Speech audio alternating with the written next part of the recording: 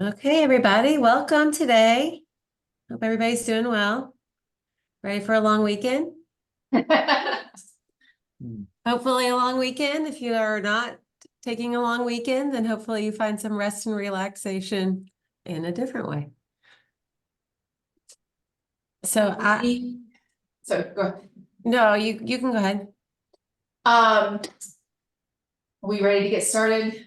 We're recording and everything. Okay, so thank you all for being here again today. Really appreciate your time. What we want to cover today is similar to what we talked about at council on Monday night, and it's kind of an ongoing conversation that we've been having just about residential development in the UDO. And so on Monday, we talked a little bit about the conservation text amendment that was filed on Monday that we've talked about in committee, this committee before. But what we also want to talk about are some of the changes that we discussed with City Council on Monday that involve changes to some of the allowable uses like triplexes and quads in the UDO, as well as an idea for a new development type that we don't have right now that would allow smaller lot sizes for to make sure that we're getting the housing that we need. And so I'm going to turn it over to Monica to do the presentation today, and she's going to walk through some slides. But today we really want you to we want this to be conversational. So there will be a lot of technical information, but it's really important. We have not figured out exactly all the details of the things that we presented on Monday. And the reason for that is because we value this group for your feedback and your thoughts as we start to develop these things. So looking forward to the discussion today. And with that, it's all you, Monica. Okay, I'm going to pull up and share my slides. So again, as Allison said, this is really meant to be conversational. So please, along the way, feel free to interject. Okay, is everybody seeing? This is going to get a little wonky in presentation mode. Is everybody seeing the presentation? Or are you seeing the non-presentation view? Yeah, now we can see it, but it's not in full screen mode. Oh, it's not. Okay, let me fix it. I have 3 screens. It's like, choose a screen. Okay. Let me just reshare. I might just leave it in not full screen mode if it's going to be wonky. Hold on. So I'll just start talking while I'm trying to get the thing shared right. So what we're going to be talking about today, as Allison said, is we're going to be going through all the different kind of options and thoughts that we have based around both conservation and then really dive more into the compact development, which is I'm just going to leave this the way it is. Okay, so let me quickly go through. So we're going to talk a little bit about the referral and just our recommendations around that.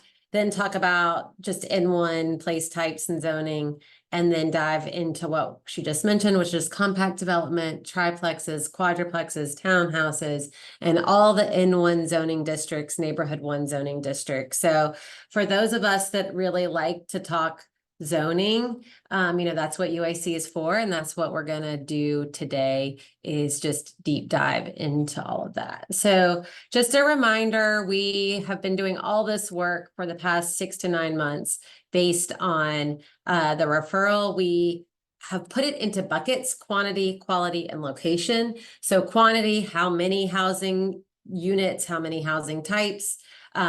Quality, what are the standards that get us the highest quality of those? Do we want buffers, etc.? And then location, are there locational qualities where more housing units is a better idea, where there might be more infrastructure, etc.?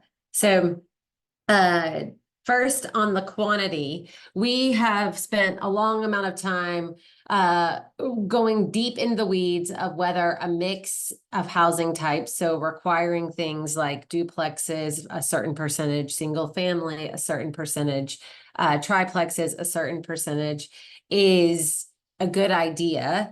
We started with the theory that might be where we wanted to go, and I think where we've landed is that just always felt very arbitrary, and that really the focus should be more on what is the quality and how we can get quality. So these two things, quality and quantity, are interlocked, and they're going to continue to work together. So the text amendment that was filed on Monday really deals a lot with the quality specifically in conservation development. That does have an output around quantity too. And then what's highlighted here is what we're going to focus on in this conversation, which is how do we kind of right size the full spectrum, all 6 of our N1 zoning districts, with the right quantity appropriate housing types to meet kind of the intent of the 2040 plan. So diving in a little bit more on, that was the quantity portion, diving in a little bit more on the quality. I think we can all agree that we really want to prioritize walkability, both in the existing neighborhoods and in new neighborhoods. So no matter what changes we make that deal with quantity and quality, we want to prioritize that. Tree canopy preservation and open space specifically. And then we can go this whole thing could be about state regulations and 160D, but when we talk about quality, we really have to acknowledge that there's some limits as to what we, the city of Charlotte, can do when it comes to quality and design regulations, specifically around single family homes, duplexes, triplexes, and anything built under the residential building code. So if people have questions about that, we can answer more of specifics around that, but it limits things like some issues around garages, whether or not you have front porches, anything around materials, some of the roof pitches and planes. So there's several additional buckets too, but that really kind of constrains us to a certain degree. So our approach moving forward, again, is the text amendment we already have filed with conservation development, and then adding a new compact development standard for subdivisions over 2 acres that incorporates some of the best practices and the things that we can control, and really focusing on the larger scale subdivisions as where we can have basically it's a new version of what used to be called cluster development for those that are in the development industry, but all based around compact development. And then that third bucket is around location. And so again, we're going to talk about that a little bit today around the compact development, is that do we want to align where more density and intensity is appropriate with compact development standards, so that if you're within a specific distance of our centers, our transportation corridors, or you're an affordable housing project, you can kind of get that extra bump. And then do we incorporate more missing middle housing types in those districts? So just to base our whole conversation, we do this every time, but I just want to remind everybody that all of the work that we're doing in this group is rooted in our 2040 comprehensive plan, which is based around kind of goals 2 and 3. How do we get a diversity of housing options to increase that presence of missing middle density housing? And then goal 3, which is, affordability, and how do people have access to housing access for all. So do we want to stop and kind of answer questions before? So we're about to get real into the weeds of missing middle housing, duplexes, triplexes, quadruplexes. Why don't I pause here and answer questions? I see a couple raised. I'm assuming that Alan, Laura, one of you guys can help with the question. Or do you want me to do that? So I see 2 hands raised at least. 3, multiple ones. Okay, so, Joseph, you want to go first? You gotta come off mute. I think you're, yeah. Sorry about that. Monica, do you mind going back to the previous slide with the highlighted goals? Okay. For the recommended approach, just how is this different than the previous recommended approach of the comprehensive plan? These two recommendations. This is not different. So that's a great question. And I actually took out a slide, but we'll have it in for council on Monday. So if you look and read at the neighborhood 1 place type under the policy of the comprehensive plan, there's language in there about proximity to centers and transportation corridors, and more that is a more appropriate place for higher intensity in 1 than areas that are not within that. So this isn't all of the recommendations we have, we feel like are very solidly within our current policy. So we feel pretty strongly that none of them deviate far away from that. So we're really trying to stay within that lane. Okay, thank you. John? Hey, Friday. Monica. This probably goes back to before your presentation here. So what happened to the discussion we had, I think, at the last meeting about talking about affordability and cost and relative to density? And also in a second question is, if the text amendment has already been submitted and we had on the last meeting discussion of some of these, how did you come up with what went in the text amendment and when do we get to see it? Is it available online? Yes, the text amendment is available online. Laura, do you want to answer some of those questions you know, about the? I had the exact same question as John. It just, what is the purpose of this group?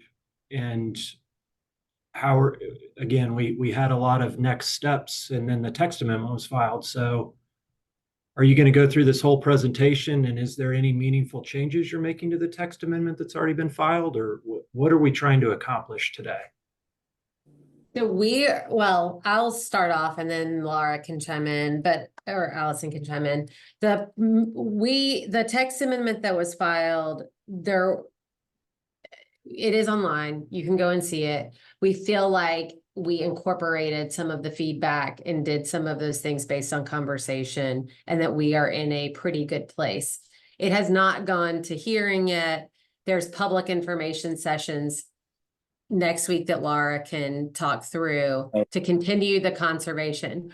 We are trying to keep moving and keep y'all's feedback in lockstep with kind of our next steps with council. So we wanted to bring this information to y'all, get your feedback on it, and then we can circle back to, if need be, kind of on the specific pieces of conservation. So this is kind of like part 2, if that makes sense. So are you entertaining any changes to the text amendment based on this group's feedback? I mean, I think we certainly will entertain, for sure, because I mean, that's why you're here. But I want everyone to understand that one of the things that we heard, so kind of summarizing what I recall the conversation being, we heard some concerns from community members that wanting to improve the quality of the development. We also heard from a lot of the development industry that there was a desire for an ability to deviate from the lot standards because we need more housing and they need smaller lot sizes. So that kind of where that led us was in this approach that we need another tool to be able to ensure we have housing and we prioritize it where it's most important. So that's kind of where we landed, but we certainly will be happy to discuss any recommendations that you have.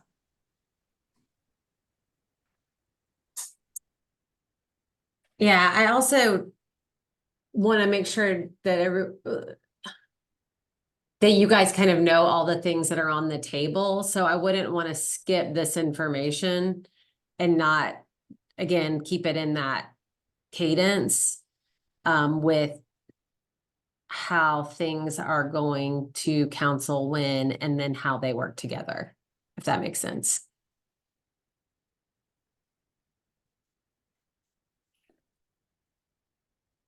Any other questions before we just dive into Matt?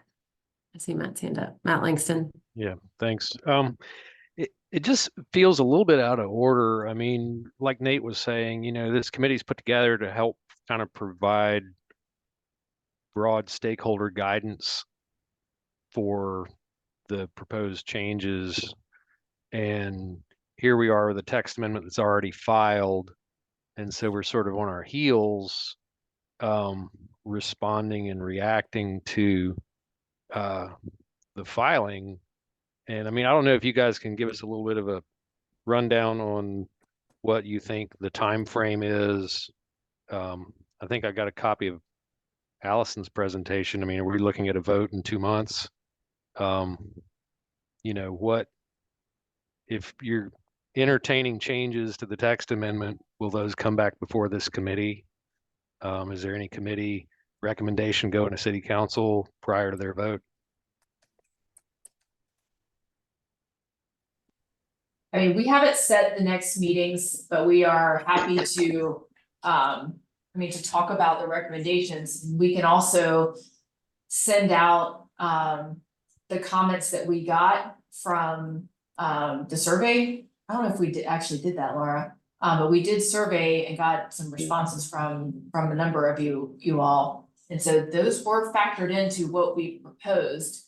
But I mean, we'll have, info sessions. We can figure out, we can talk through what comments you have here today, but we didn't just, we have brought this before is what I'm trying to get across. This is not the first time that we've talked about it. So we did incorporate the thoughts and we heard from you all into that.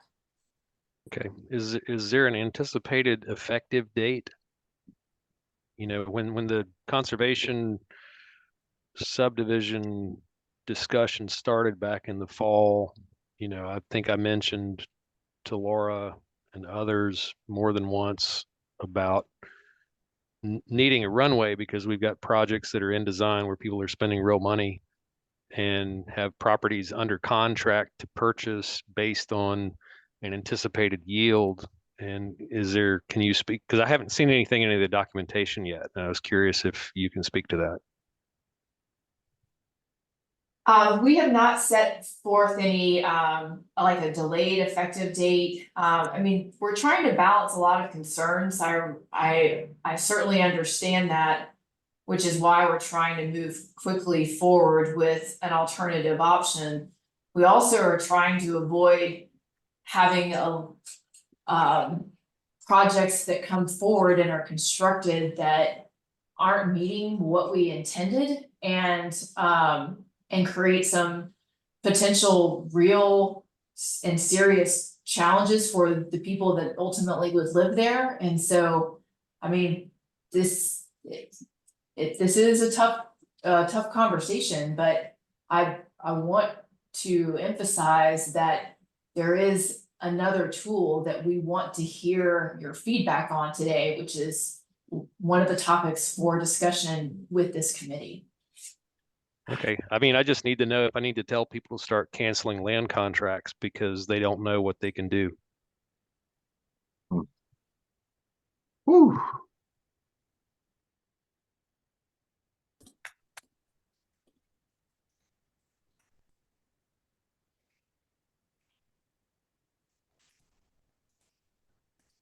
Did we get dropped? No, No. we're still here. Oh, We're just okay. still here. It's a pregnant pause. Any Well, I other- think, yeah. I think I was actually just, Laura, would you mind sharing with everybody the dates for conservation specifically? When, there we go. Okay, Alan put them Yeah, I in. just put So- them in chat, Monica. Thank you. Yeah, so we have, I was just mentioning, we have some upcoming dates for public information around specifically conservation development standards, which is what several of you all are referencing, or is that specific text amendment? So it would be great that you attend, you share with others, and that we make sure and get that feedback incorporated into that. Again, that's going to public hearing April 15th. And then any changes incorporated would be after that date and prior to adoption. So that is that information and all the kind of questions that were just asked regarding like anything around people using the current conservation development tool are great questions for us to focus in those public information sessions. We feel like it's important to kind of keep moving on other development standards that work in conjunction with conservation development, hence the focus for today, like advancing a compact development tool that is an intermediary between conservation development and what is currently by right. And we can send out for folks who haven't seen it. It's on our website if you want to look, the text amendment, but we can also send that out to this group after we get off today. Okay, any other questions, thoughts about any of that before we keep moving?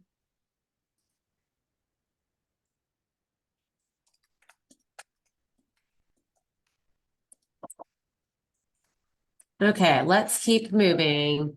I will, okay.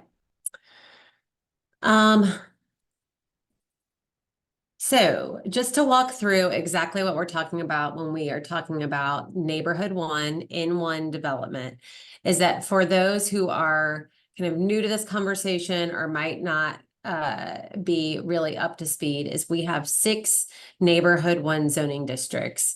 That is N1A, N1B, N1C, N1D, N1E, and N1F.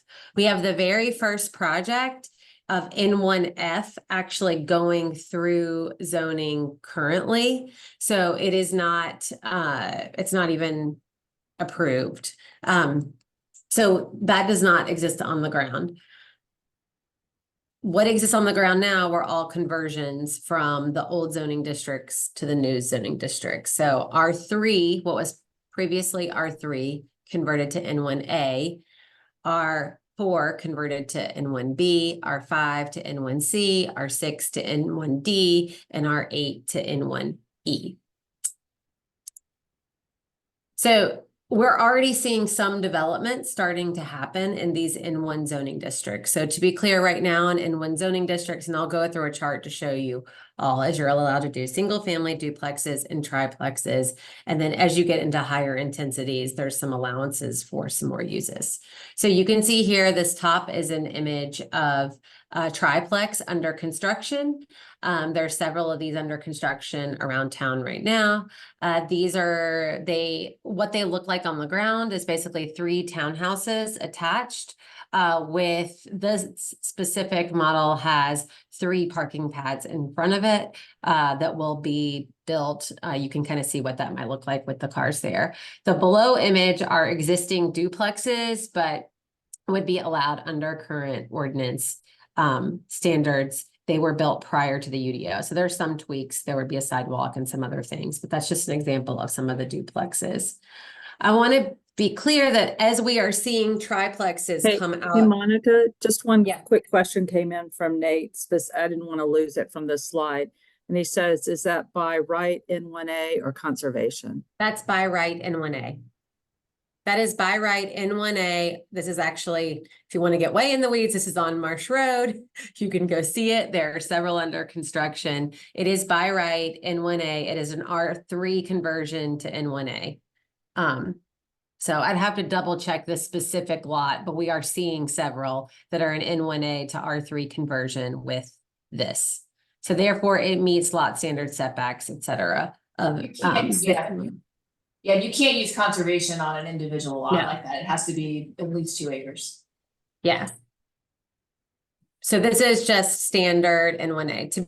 To just remind everyone,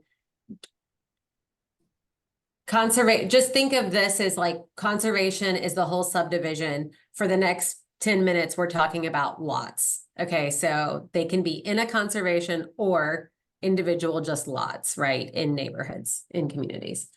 So to see what this triplex might look like in its full construction version, here is an image of basically how triplexes are currently translating to being on the ground as infill in neighborhoods or as new development within a conservation development. So what a quote triplex typically looks like are 3 townhouses side by side, right? So they are on one individual lot with either sublots or they're on one larger lot, right? And can be used as rental, okay?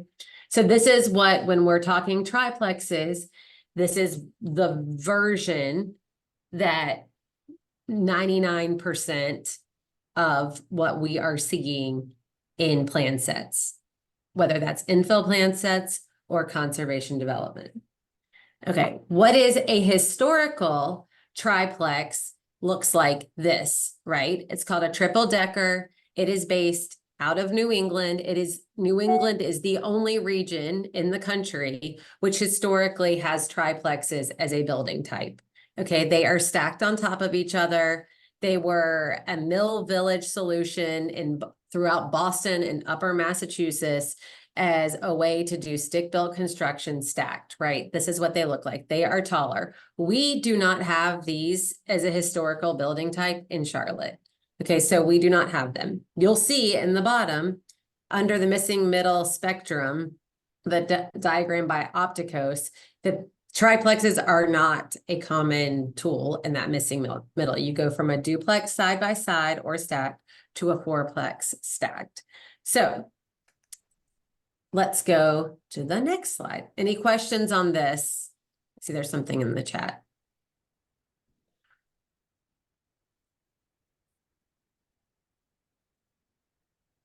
Okay, Joseph, we'll come back to the questions about council, et cetera. Okay, so let's keep on moving on so pre-ordinance, just to level set with everybody, when I talked about districts that converted from R3 to N1A, this is what we previously allowed, right? So pre-June 1st, 2023, in any of our R districts, this is what you were allowed to do. Okay, so you were allowed to do single family detached, obviously in all the districts. You were allowed to do duplexes on corners only. You were allowed to do, and when you got into R8, you were allowed to do some more density. Okay, up to a quadruplex. And you could actually, if it was on one lot, I believe you could have done a quadruplex as a series of townhouses, but that's a nuance. Okay. So in the current UDO, this is what you are allowed to do, right? So you're allowed to do single family detached, all neighborhood 1 districts, duplexes, all neighborhood 1 districts, triplexes, all neighborhood 1 districts. Quadruplexes, you're allowed to do on arterials, and if you have an affordable unit. Okay, and then townhouses and small multifamily, you can see kind of where you are and are not allowed. That's only allowed in N1F. Now, as a reminder, we do not have N1F on the ground. We have one site proximate to South Park that is in rezoning right now, and it either just got approved or is about to it's getting ready to go to decision. Okay, so I will pause there because this is a lot of information. Anybody have questions, thoughts on this? Okay, John. So Monica, we allow 3 townhouses in effect, which is a triplex. But if you want, so we allow 3, but if you want up to 5, it's not allowed. Help me understand that when you basically describe the triplex we just saw in previous slides as being effectively 3 townhouses. Are towns not attached? Townhouses are also attached. So that's the nuance that I would like for everybody to understand a little bit, is that what we are seeing on the ground, right, looks one way. So you're not allowed to do townhouses in a lot, on a single lot in a longer building than 3 units. But the way that triplexes are currently being built, to your observation, is it manifests in that same way. If that makes sense. It's a nuance, right? Between the 3 unit and the 5 unit building or a 6 unit building. Monica, let me jump in and just to clarify, for John, the way that the use definitions are now in the UDO, a 3-unit dwelling is considered a triplex, even though it may look like a townhome, and a 4-unit dwelling is considered a quadruplex, even though it may be built to look like a townhome. A townhome, we don't define a townhome unless there are at least 5 units in the building. So even though you might, Okay. to the common person, you might see it and say it looks like a townhome. Per our definitions, it's a triplex or quad. Thank you.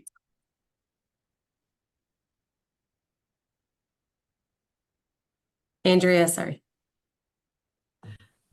Thanks. I'm wondering, as I'm looking at these, this matrix is really helpful. And I'm wondering if you wouldn't mind going back to slide 8, which is the general map of the Charlotte area, Greater Charlotte. And I'm wondering,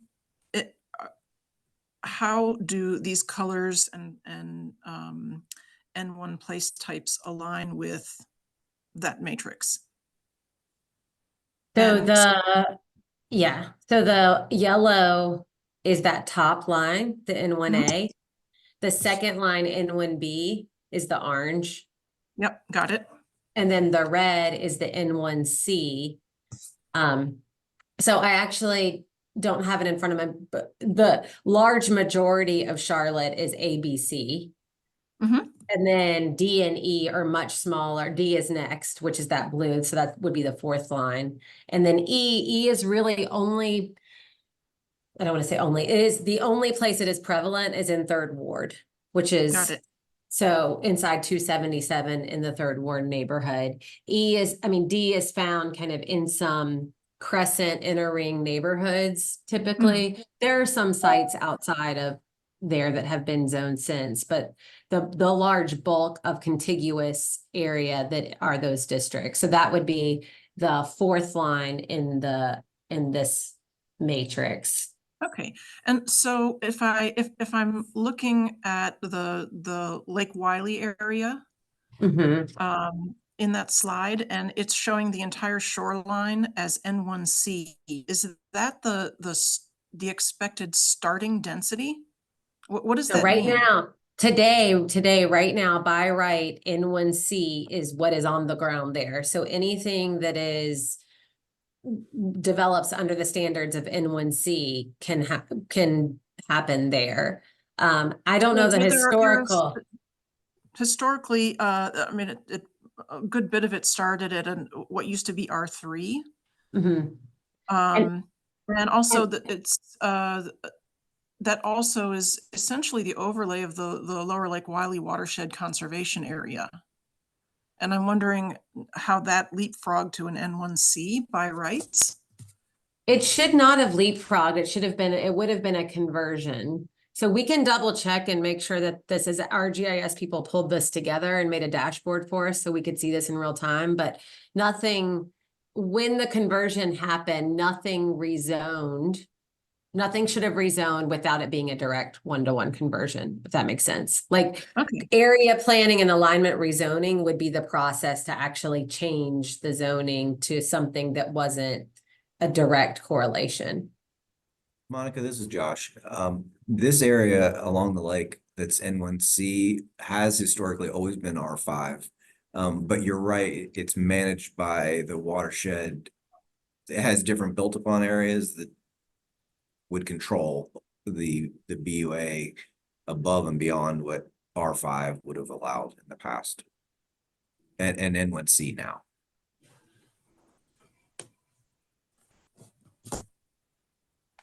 Does that help? No, bit? not really. Yeah, No, because I can point to a number of examples of projects in the works that were zoned R3 and have had cluster overlays because of the watershed protections. So I'm a little mystified as to why that specific area, largely in the ETJ, has gone from previous zoning starting at say R3, and now that entire area is being shown as an N1C. I we can think do some just digging to, historically yeah, back. So. we'll have to Okay. go back, but it was previously that area shown, at least for a number of years, has been R5. So we can go back and, well, because that's how we just translated. So it was evidently in an earlier plan, maybe the Still Creek plan changed to R5. I think just to add, the watershed overlay requirements for density and impervious might make it seem less dense than the zoning. So that's additive sometimes. Yeah, versus you being able to just build like an R5 development that didn't have the watershed overlay applied to it. Okay, I mean, we need to move on, but I think that is something that is going to be hotly contested. And may be a focus area for the alignment rezoning. Yeah, and I think it'll be good during the community area planning process and then the subsequent alignment rezoning process to have all those conversations and make sure everybody's kind of starting from a knowledge of like what is there and then what is the, ideal preferred outcome. But I think back to our other members' points, people are starting to make land deals based on this information. So it needs to be accurate. Right. Okay. Yeah. Thanks. Okay, Matt, did you have something? Or did you just leave your hand up? No, Make sure I you take did. your hand down unless you want. I will take my hand down, but no, I did have something. And Andrea, thank you for picking up one of the questions that I had. I feel like that map ends up looking darker than it actually is when you reconcile the zoning with the watershed restrictions. But back to the other chart, like 12 or 13, or one of the things that I think is worth noting is because when we think about, and we talked about this a little bit last meeting about realities of construction and things like that. I mean, there are restrictions, quadruplex stacked ends up being like commercial building code, sprinklered building, and is way less likely to get constructed than a, triplex. When you talk about the building blocks of putting these things together and you're dealing with residential building code or townhouse code or commercial building code, I think it's worth being mindful of how these things get built. Like the triplex stack thing that you were showing from New England.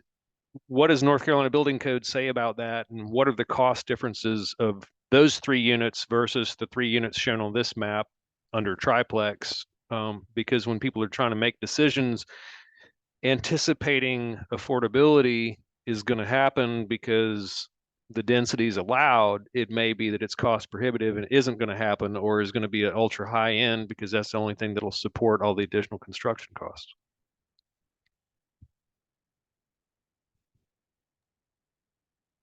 No, I think that's a valid point to think about, like, as we go through this, right? Is that I mean, that is probably a big chunk of the reason why we see what we see, right? Because that's Exactly. what is Yeah. buildable. It's like allowed but unlikely. Yeah. Okay. So just to show you kind of where we're going. So this is what's current right now.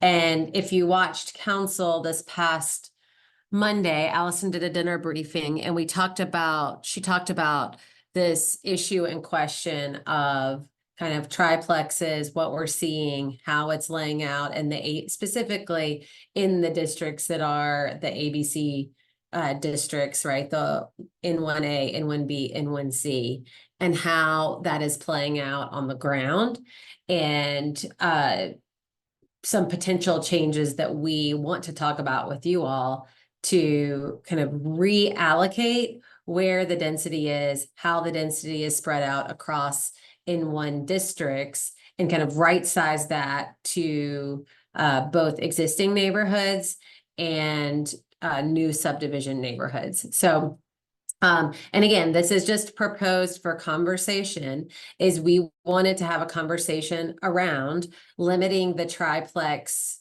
unit type to corners only in the A, B, C, D districts, adding in quadruplex stacked without an affordability requirement in the ABCD districts in more locations. So right now it's just arterials. We would add in corners also and arterials and take away the kind of affordable unit requirement. And then allow more townhouse, small multifamily developments in that N1E, N1F districts, which we acknowledge is something that's not on the ground in many locations currently, but could be a key component as part of the area planning and the alignment rezoning process to getting it kind of right sized. So when you think about how any subdivision development might work together with these, you know, you can think about this would have impacts on both infill neighborhoods, small subdivisions, and large subdivisions. So I'll pause here because I feel like this is, again, a lot of information to take in, and I want to have y'all's thoughts on this too.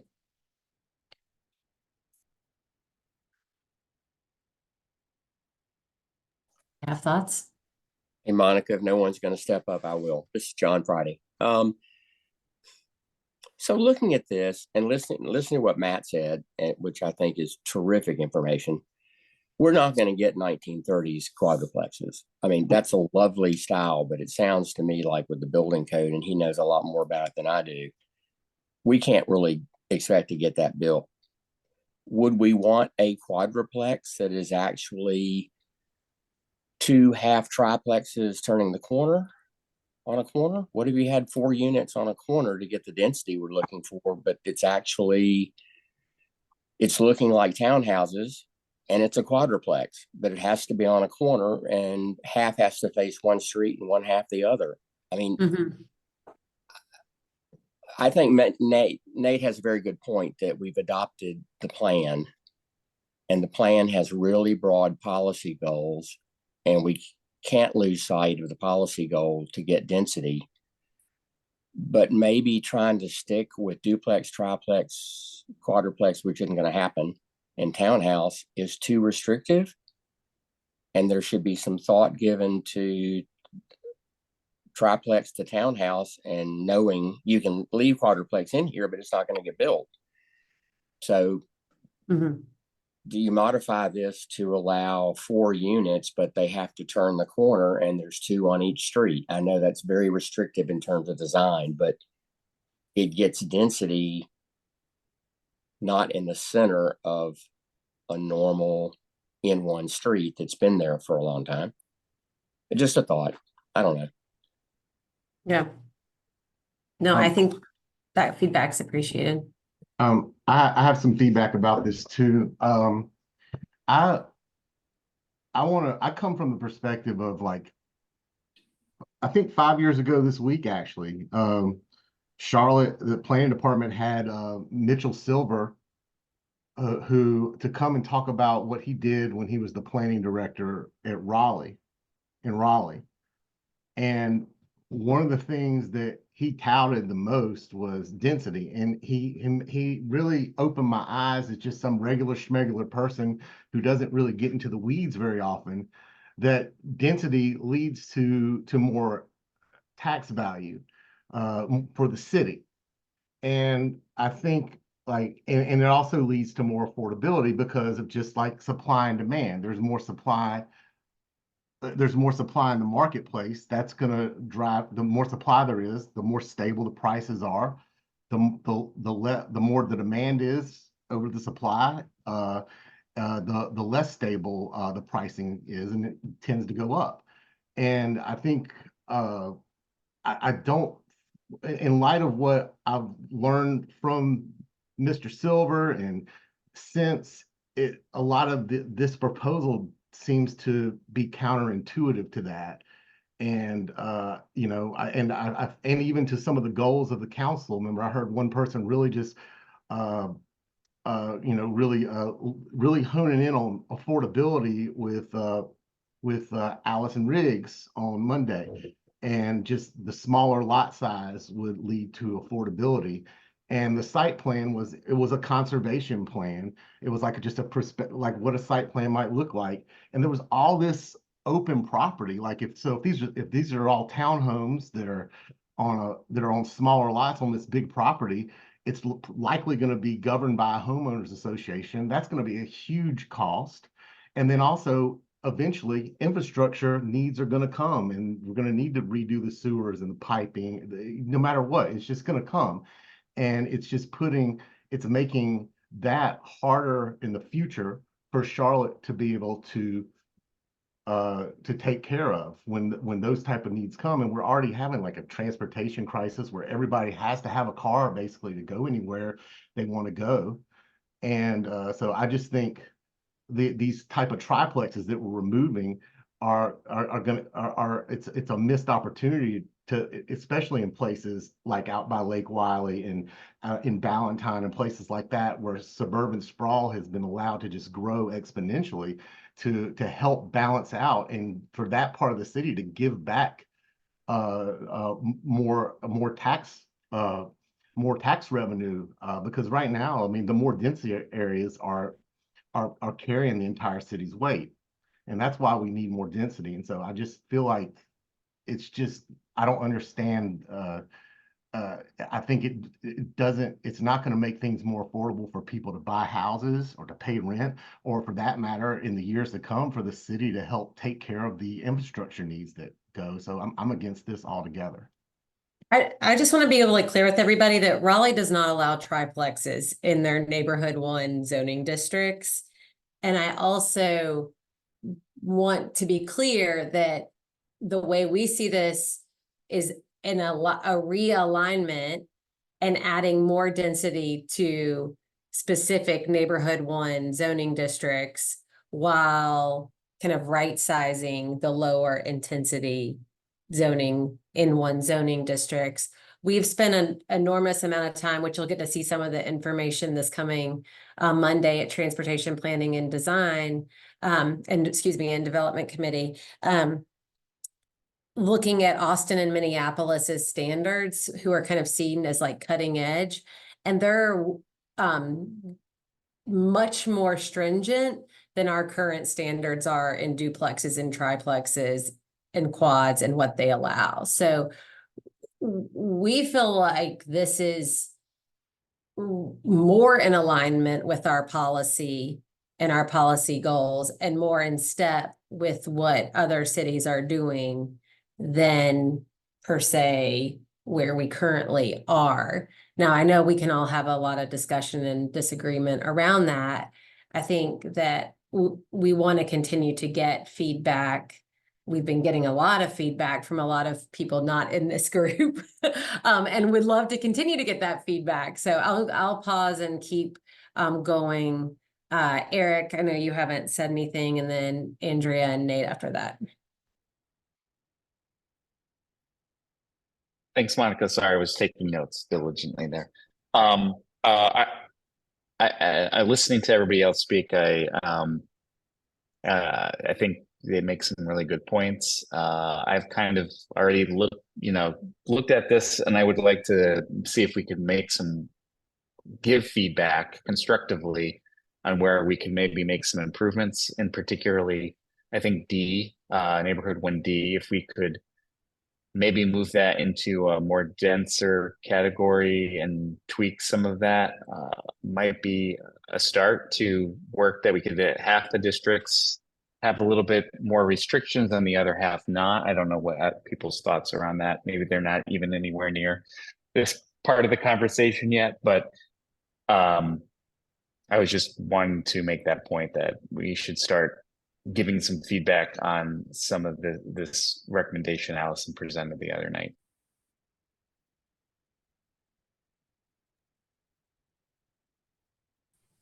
Okay, sorry. I can't remember who I said next, Nate or Andrea. One of the two of y'all. Nate, go. Andrea, go. Okay. Uh, I wanted to ask about, in terms of corners only and corners and arterials, has this been just for, or like as a rhetorical submission that your department would review? How does that look in terms of the number of curb cuts closest to an intersection? And how would it look with the driveway configurations that we recently discussed? Is it Yeah, gonna satisfy those changes as well? That's all. That's a great question, and that's something we're actually currently talking with CDOT about, is trying to understand that and the implications on that and the distances required. So that's actually like in process now. So that, I think that's a great point and something that we're currently looking at, and we'll need to continue looking at it, especially if we continue to tweak any of these. Like to John's point about quadruplexes on corners that aren't stacked or something like that. We have to kind of keep that circular conversation going about the driveways and intersections, because that does squeeze the site a bit. Yeah, Monica, sorry, I know you got a lot more slides. I'll try to be quick. So I appreciate the discussion. Being on this committee since 2017, the pitch was always enhanced design requirements and community benefits were offset by density. So this is a little bit of a clawback of everything we talked about for many years. That said, I do appreciate the creative ideas about changing some of the zoning allowances and how they're used. I would say for me personally to be on board with that, you need to have a policy about how N1, D, E, and F are actually going to be used by the rezoning staff today. Because I can't be supportive of this, because if I go submit for a rezoning today for N1F, they're going to tell me no.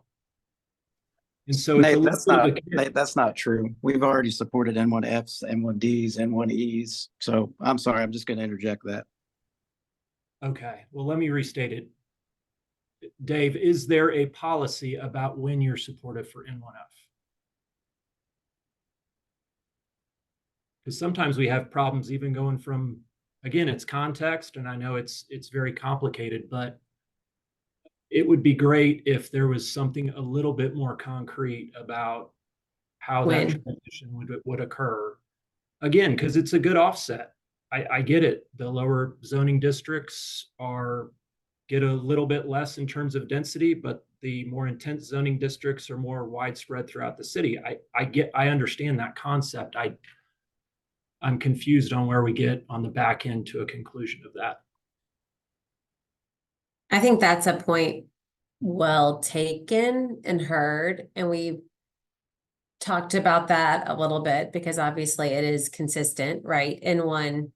If there's an N1 place type, then all of the N1 districts are consistent, but the context and appropriateness might be a little different. So that's heard, and let us have some conversations and figure out like where that lands in it, because anyways, I also think that's important. And I think some of the compact development discussion that we'll have, just so you know, we do not have 49 slides, if you can see that. It's a lot less than that, but some of the compact development discussion that I want to transition after we finish this kind of gets to that locational where type conversation. So Carolyn. Hey guys, as some of the developers are speaking and they're saying that, they need to know what the plans are. So, they know when they're coming for rezoning or whatever, that they know what they can tell their clients, what can be built. Those that move into these neighborhoods or are already living in the neighborhoods would also like a commitment knowing okay, I move into this neighborhood, this is what it is. We know from the zonings and everything what it's allowed. But we, again, like Allison spoke Monday night, as much as we need more different types of housing, once they're built, we've got to have quality of life too.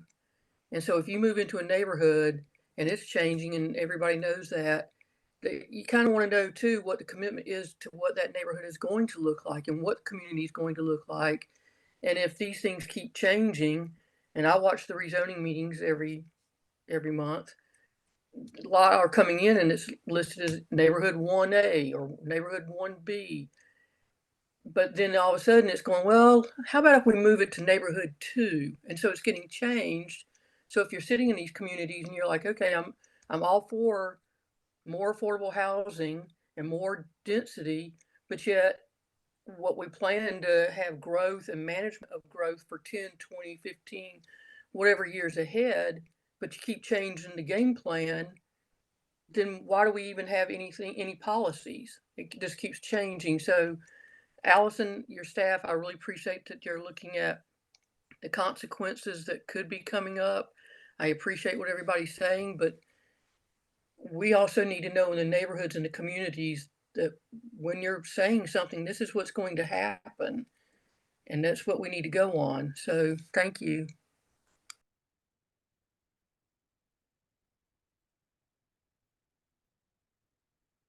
Thank you guys. So I'm going to move on to just kind of summarize this specifically, and then shift a little bit. So just as a reminder, everybody, this page and the two prior are focusing on lots, what's allowed on a lot, right? So the number of units and the building types on a lot. And so this is a summary in words if you're less of a diagram chart person, but this is a summary in words of what that looks like. Again, limiting the triplexes in the lower intensity districts, adding the quadruplexes in the higher intensity districts, and potentially townhouses, small multifamily. And then what I really want to focus on, which gets, again, Allison showed the slide on Monday. So I'll talk about it and then I'll show the slide that she showed. But what we want to also do as part of this package is introduce a compact development tool that would be for larger sites, 2 acres plus. Again, this is just the ideas. So I want to just put that out there that this is ideas for us all to discuss so that developments that are 2+ acres would be allowed to move from an A to a C or a B to a D. So you move up 2 zoning districts in N1 if they include affordable housing or an additional 5% of open space, and they're within 1 mile of a neighborhood center, regional center, community activity center, or a transportation corridor. So basically you would apply this chart, and if you're on a larger site, you would basically be able to bump up to provide that higher intensity if you meet the criteria. Okay, so this is that is very similar. So for those that are used to the older ordinance, that is very similar to the way cluster was prior. The numbers are different, but the same kind of lot standard changes. So I'm going to pause with that because this is a big concept, right? And so you take the combination of what the building types that are allowed on the lot and the subdivision tool, so the compact development subdivision tool. I also, there's a lot of information, so we're not kind of going over necessarily everything, but I know Raleigh was brought up earlier, and I want to point out that Raleigh has 3 subdivision tools. They have the by right tool, they have a compact tool, and they have a conservation development tool. Our proposal is we move towards something similar, but the compact development tool is used with locational criteria on it or affordable housing. So thoughts, comments, I'll pause there. Questions, people who are like, what's happening? We're happy to answer all those. And if I could just interject really quick too, again, this idea is for projects that are 2+ acres, so it's not in, like on an individual lot.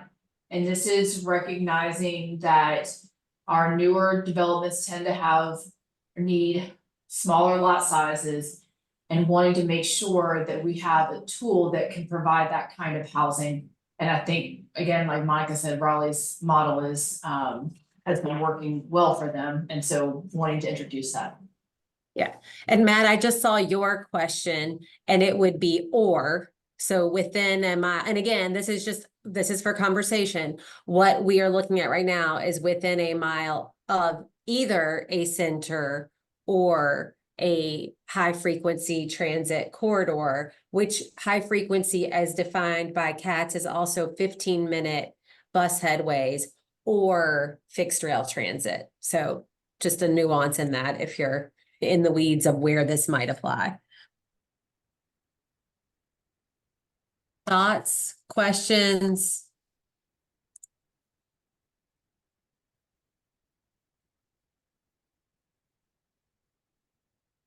Okay, so good question. So I answered Matt's. Eric said he liked it. Nate, you said what percentage of N1 exists within this? From the last analysis we did, it's about half and half. So sites over 2 acres, I'll be clear, sites over 2 acres, it's about half are in and half are out. So we actually have our data team looking at that as a refreshed right now.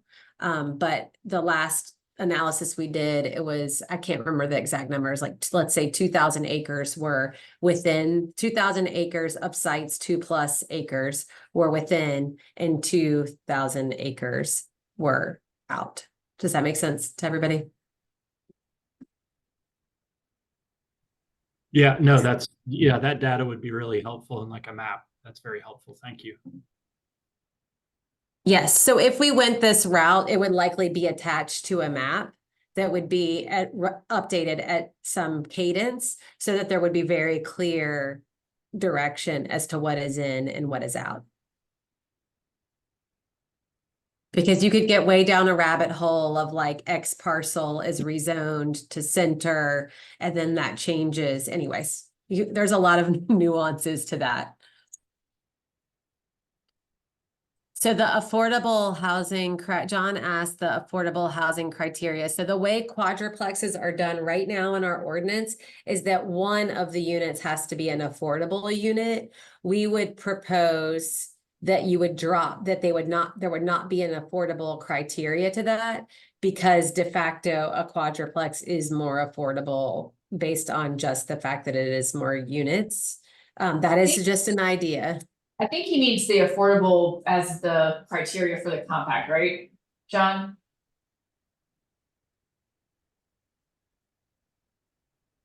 Yeah, John or Eric, help us make sure we're answering the right question. Well, since Eric said that he liked this based on location, which I totally agree with, and the affordable housing criteria, and I was wondering what affordable housing criteria. So right now in the ordinance, to use our affordable housing allowances, it's an affordability period of 30 years, and then the development is either 15% at 60 AMI, 30% at 80 AMI, or 20% at 80 AMI in areas of high housing costs. And so allowing that set aside requirement to go down when you're in areas of high housing need.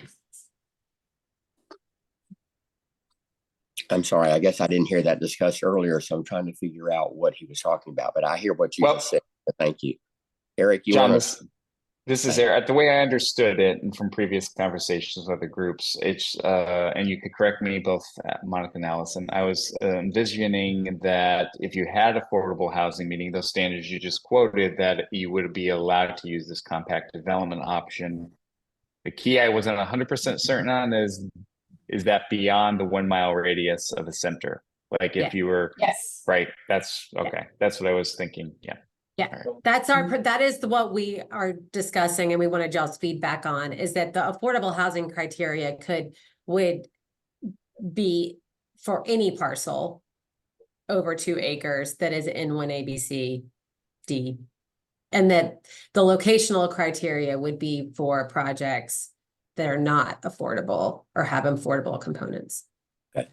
And John, let me just add to your question, because I think where you're asking is, where do I find this in the UDO? It's in the prescribed conditions for dwelling quadruplex.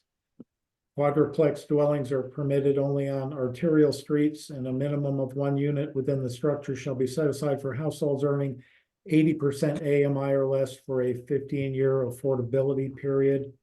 So when you look in the use table, you can see that quadruplexes are allowed in the neighborhood 1 districts with a prescribed condition.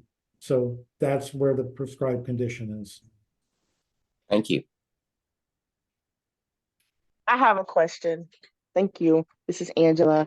So did I hear correct that the affordable requirement for a quad, that I think I just heard that it would be, they just consider a quad by having more units. So they would take off that affordability requirement when it's a quad, if you're building a quad. So Is that what Monica, I'm you might hearing? want to go back to because I think Angela joined right when you were going through those, because I've talked to Angela about this before, so yeah, that's probably what she wants to see right there. Yeah, so that is, you are correct, Angela, that where we are in the discussion right now is that, and as we have it diagrammed here, is that a quadruplex stacked, meaning that it does not look like 4 townhouses, would not have to have an affordability requirement for 1 unit and would be allowed in more locations. So it would be allowed on corners and also on arterials with no affordability requirement. So, I don't know if you had joined yet, but there was also a conversation I went, I earlier. apologize. I had a conflicting meeting that Oh, no, came you're out of fine. nowhere, so I came in on this call late. But I did get the tail end of what you were saying.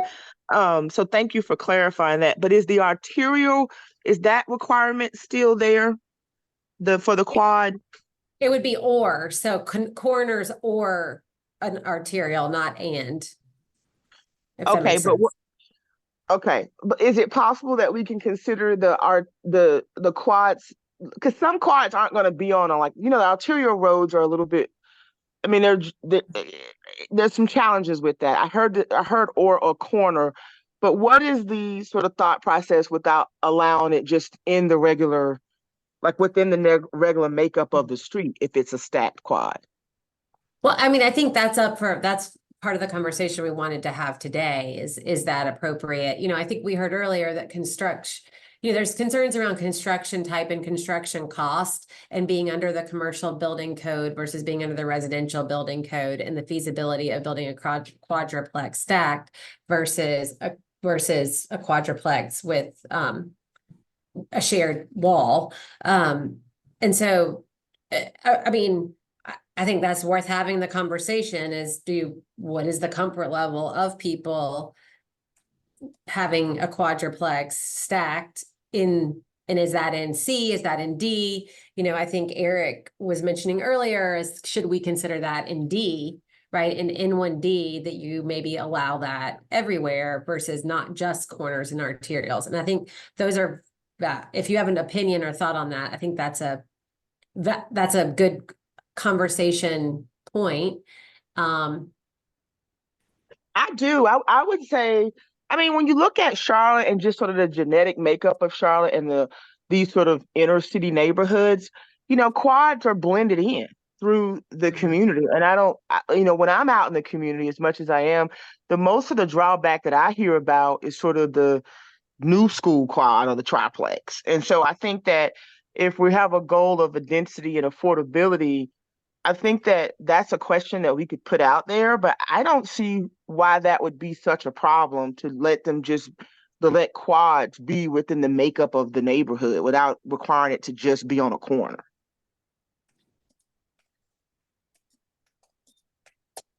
Yeah. I mean, I think that's fair. Okay, I'm trying to catch up. Who has their hand raised? And real quick, Angela, just because I think there's also something to be aware of, that if you're talking about quads in a site plan form that's more than just one, you could potentially, if you're providing affordability, you could then drop into that compact development option, which would allow you to go up to zoning districts. So just wanted to clarify that. Yeah, if you were in a larger, yeah. Oh, okay. Thank you for clarifying that. Allison. Yeah, no, I didn't. I wasn't. Yeah, I know. I'm looking that- at your site plan, so that's why I wanted to just. Yeah, I appreciate that. And actually just, yeah, and it's okay to share the site, this is just sort of a playing around with some things, but in the second site plan, my intention was not to build that many. It was only going to be where the triplexes were. So he sort of changed it up a little too much. So I'm having him fix those things. But I do like an idea of it being just sort of blended in with other place types. I think aesthetically, I think it just, to me personally, I think aesthetically it looks good blended in versus just just sort of like you see it in the neighborhoods now. I think that's one of the things that's charming about Charlotte, and even its historic neighborhoods, and some of them will come, they all have these mixed in. Yeah, I don't disagree with you. In 1D, okay, I'm reading through all the comments. Matt, you had your hand raised? Yeah, thank you. Could you roll back to the slide that showed the criteria for the compact development, please? I think spinning off what Angela mentioned, the irony is that nobody has a problem with the quad that already exists. Everybody seems to have a problem with the quad getting built, but that's just realities. Okay, so thank you. Let me look at that.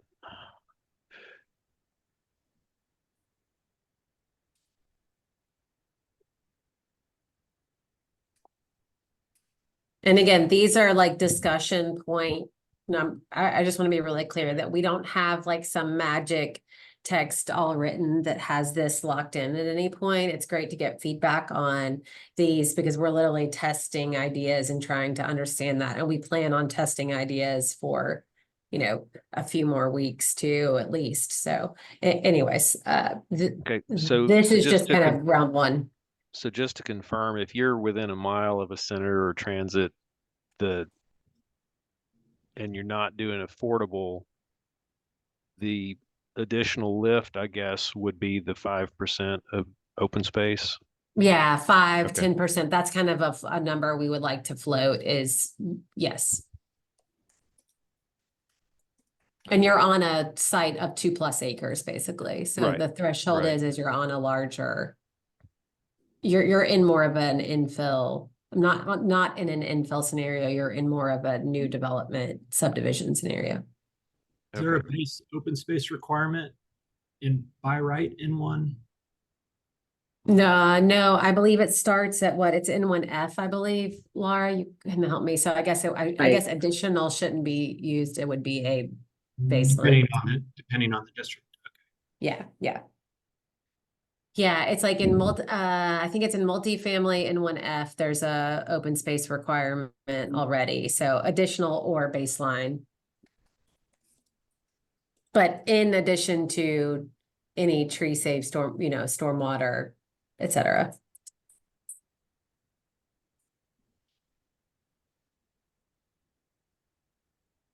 Okay, so any other thoughts on this? I'm struggling. Okay. Hi, it's Andrea again. Sorry, I couldn't find my raised hand button. So in terms of that 5% open space, how would that work with the Lake Wiley watershed overlay and areas that, for example, don't have city sewer available and that are on septics and they're falling to BMPs? Has anyone looked at some possible scenarios in larger parcels or 2-acre plus parcels like that to see if that 5% even makes sense there, or if it should be greater in some of those areas? We have not done, because of the locational criteria, we will do an analysis and we have some I would have to go back and look at the mapping of whether or not these sites, most of those sites would even qualify for use of compact development unless they were affordable. So that would kind of be the baseline. And then Josh is on, I believe he can correct me about how the watershed might play into that and any watershed standards. Yeah, the watershed standards would continue to be enforced. So maybe you couldn't get a small lot, or you have to, treat the runoff or the stormwater in a different way. But it wouldn't change the watershed requirements. Yeah, those supersede basically anything that the base district And allow. it wouldn't, but with the septic system, that doesn't change. Like, they still have to meet all the requirements for septic if there's no water and sewer available. Or sewer, rather. Okay, thank you.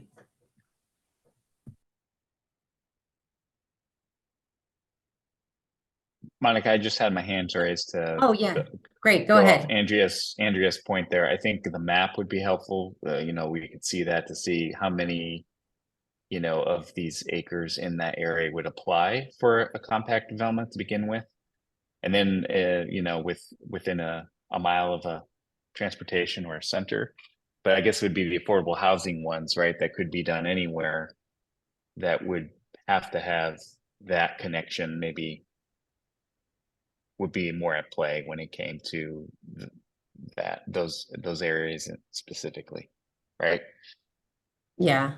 And when you get to like water and sewer and things of that, I mean, yeah, Charlotte Water and anyways, there's a lot of different voices in that room and what's actually feasible and what's not feasible. So some of that would still be obviously guided by that ability. Okay, let me see. That allowed you. I'm reading all of the comments. Any other comments that do you, Matt, or do you want to say these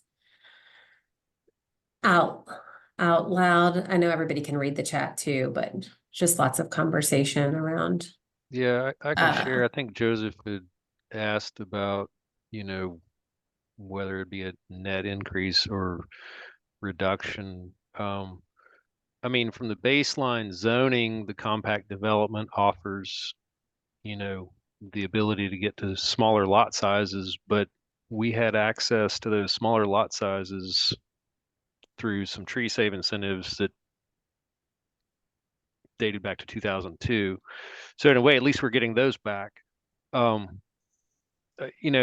think there's some aspects of it that are helpful. I think Nate was making some commentary about, I mean, at the end of the day, it's, I may have mentioned this before, and I know I've mentioned it in some other meetings. As more people move here, the land's got to be able to do more than one thing, and we keep running out of. We're not making any more land, and so when we can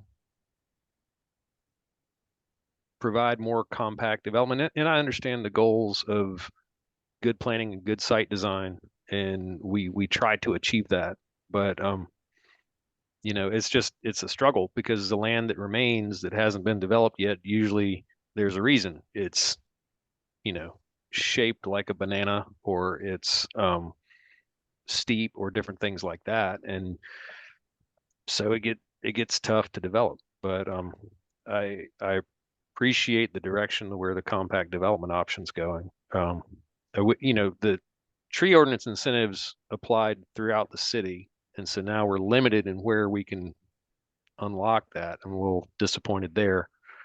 But yeah. So two things really quick, like, I know we had a cluster like this before, but even if we end up changing the things with triplexes, you still can do duplexes now that you couldn't do before. And so I think some of this is recognizing that by right, the allowable density is a lot more than what it was in the past. And so just going back to that is actually, and just doing that would be just to triple what's allowed on a site, and not sure that that's what we intended, is to go to that level. My question back about the locational criteria is, we want to prioritize housing where it's most important and incentivize that. And is there something that we're missing in how we're using, or how we're proposing to you all that we are using the compact development form? I think I need to look at the compact option. I think there were some things I might have missed. Let me ask you this, Allison, because thank you for your questions. I see that you guys are really working to try to promote growth, but also sort of, mitigate some challenges, I guess, while you're trying to expand growth in the city. My question though, is N1C, have we left N1C out? Is there a reason why we've left N1C, or am I just reading something wrong? Yeah. Well, Go ahead. I would say, and I will take advocacy in this, is that ABC really, they don't necessarily align geographically to where you might think they should be. So we've really treated ABC as a unit, because if you start slicing and dicing between A and B and C, you really start opening up a lot of equity conversations and what parts of the city receive growth and what parts don't. And so I can share the map again, but yeah, Andrea wanted you to, so yeah, let me share the map again. But so that's part of the rationale between, when you look at the map of that, because you really start getting into some crescent and wedge issues, and really all of Southeast Charlotte is N1A. And then you have a lot of the crescent is N1C, B, and C. So let me share that map one more time with you all so you can see. So now through alignment rezoning in the future, we can kind of work on some of those things, but just in all transparency, it really feels like you kind of have to treat those in unison for right now, so that you're really equitable across the city. Yeah, to your question, Allison, it's a really good one. It's a tough answer that needs a lot of an economic analysis, because some of our centers are transit areas. If you're within a mile, there's no way from a land value perspective, duplex, triplex, single family is ever going to be able to be built with market conditions. So anyone within a mile of a South End station that's over 2 acres is very rarely going to build this product, because the land's so expensive. So I don't know the answer, because it's almost like you need an in-depth map and look at land values versus the type of product we're talking about to see how much would be built in that proximity. I don't know if that analysis has been done. So are we, thank you. Well, I'm sorry, there was a question, so I'll wait until his question is answered. no, I don't know if we have a response necessarily. I mean, I would say that, when we start talking about I would agree with you about TOD. I mean, TOD needs to be very high intensity development, but there's a lot of centers out there and bus corridors that could be incentivized. So it's really about what the opportunistic area really is for this compact development, not just all of the locational areas that could be. So yeah, and I think that's why we would also need to stay a little fluid with it, and that it's not locked in time for an ever and ever at adoption. It's something that you have to kind of come back to on a regular basis as to what locations are appropriate anyways, because that's going to change over time too, with the addition of transit corridors and with the addition of investment and with the addition of potentially new centers. And so anyways, there's some fluidity there. I see Matt, Joseph, Eric. I'm not sure if I think that's it. Let's go in that order. Matt, Joseph, Eric, just because it's going down my screen. Thank you, Monica. You touched on one of my comments, which is where the next center is going to go, and they usually follow the rooftops. And so I think at least acknowledging that, you know, to consider there may be opportunities either through the policy map evaluation or other routes, that there may be areas that are poised for growth, that are poised to have centers that aren't there yet. So just file that away. And I think one of the things that hasn't yet been said is, you know, a potential strategy here is if there's an interest or willingness to contemplate rezoning within the N1 ecosystem to some of the darker colors on the map here. One of the byproducts of that is it provides neighborhood input through the rezoning process where, you know, I don't like the idea of an 18-month rezoning backlog. It seems like we've gotten caught up on a lot of the rezonings, which isn't a bad thing. But, you know, if the potential exists that you can rezone within the N1 ecosystem, that gives the community a voice in the projects and things like that, that may result in a better outcome. I think that's it. Yeah, that's a good point. I think that's, yeah, the questions around rezoning and policy and when you go from N1C to N1E or F or, you know, all those things are like, that is a community conversation, right? So I think that there's both the area planning process where that can happen and there's the rezoning process where that can happen. I can't remember as long as you can get enough density, right, if successful, to make it worth the time doing it. Yeah. Yeah. Well, and I think, I mean, yeah, there's time on the staff side of like, if it's part of the area planning process and alignment rezoning, then that provides predictability, right? It's just the time to get to that finish line between now and then. Okay, Joseph, Eric, and then I think we're at time. It's been a very lively discussion. Thank you, Monica. And I want to thank the entire group and staff for putting this on and preparing this. I do have a question about the triplex revisions. The last meeting that I sat in on that was focusing on the conservation areas. The presentation included some slides that were very compelling at pointing out what staff saw as the problem. Like there were developments that were by rights within the guidelines that were outside of the spirit of what the conservation district was supposed to be. So I may have missed it. So I was just wondering, and so forgive me if I did, but what ideas what uses has staff seen with the triplex solutions so far that are concerning to them enough to make such a revision? What are you seeing in real life on the ground?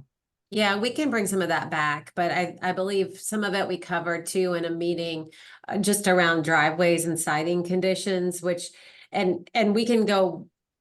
I'm happy to set up a one-off to talk a little bit about like some of the design concerns, but really scale, massing, entrances, how you are able to orient where the parking is, the driveway conditions. I think all of those are a little bit concerning in some of the things that we're seeing in what's coming through permitting and out of the ground.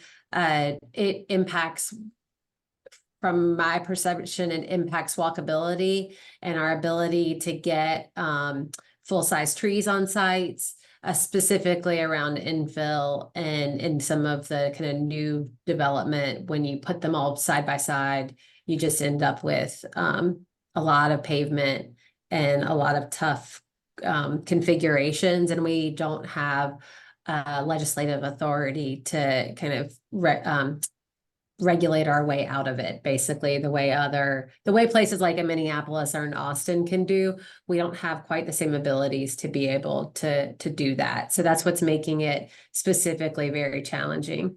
So I'm hearing basically the city, at the city level, there's some Dillon rule limitations.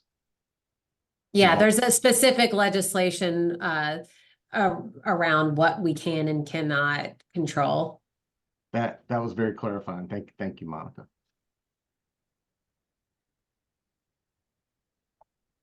Eric, I'll be quick. I put the policy map draft is in the chat.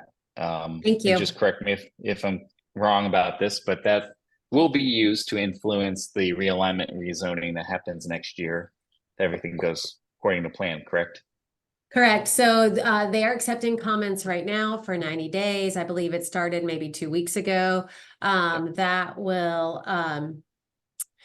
will close in June. They'll go back and do more revisions. It will be open again in the fall as part of their engagement over the area planning process in the fall. So there will be another round of comments for that, and then it'll go through adoption with the community area plans right around the first of the year, just after the first of the year. That's the current timeline, you know, always subject to change, but obviously we love feedback. Feel free to give us feedback now. And recognize that there's going to be another iteration in the fall too for some additional feedback. But a lot of changes in that that are focused around comments we've already heard from the public. So check it out and look at that. And the only other comment I made in the text earlier related to that is we probably should start working somehow earlier rather than later on getting how the N1s will be laid out in that way. You know, I made suggestions like the TOD realignment zoning that we did in the past and how that step down in intensity by the districts makes sense, as everybody kind of already pointed out, that process would make sense for N1. And that to me seems that if we could get that granularity in the policy map sooner rather than later, or some process, because that's going to probably be the majority of the work. So, and the sooner we get that started, I think it'll be better for everyone, especially everyone on this call who is dealing with all these. I still believe this is a good portion of where the problems are coming from. Not having the zoning maps updated and in a way that they transition. Yeah. That's a good point, and we'll take that into account. Just before everybody gets off, and I don't know, Laura, Allison, if you want to sum it up, but I was just gonna really quickly say that we will get a schedule out to everyone. We are this compact development we know is going to we're trying to move quickly, but we want more feedback and testing. We have some dates set for some testing. If you are a landscape architect designer, or you are a developer that works with a landscape architect designer, please let us know. We're working on having a couple charrette workshops that are very focused on site design and how these might lay out. We will let you all know when that will happen. We're right now scheduling that for mid to late April. I believe it's the third week of April is when we're scheduling that. We also will be having an upcoming UAC meeting that we are currently working on the schedule around too. And we can send out links to the text amendment that has been filed for conservation, the public dates around that, and then those upcoming workshops. And then Laura, Allison, what am I forgetting around all the things that we have going on? I was just going to add, we've got 3 text amendments in process that we can send everyone an update on. Compact has gone to hearing, goes to zoning committee. Compact, Conservation. boy, that's on my line. Conservation. Not even conservation. Campus, look at all the C's. Campus has gone to hearing, is going to zoning committee next week. We talked about that with this group a while back. We have a general text amendment that has been filed, but we will be updating and getting that ready to go to hearing in May. So we can just send you a brief summary on where each of those are, as well as timing for compact, anticipated timing for compact.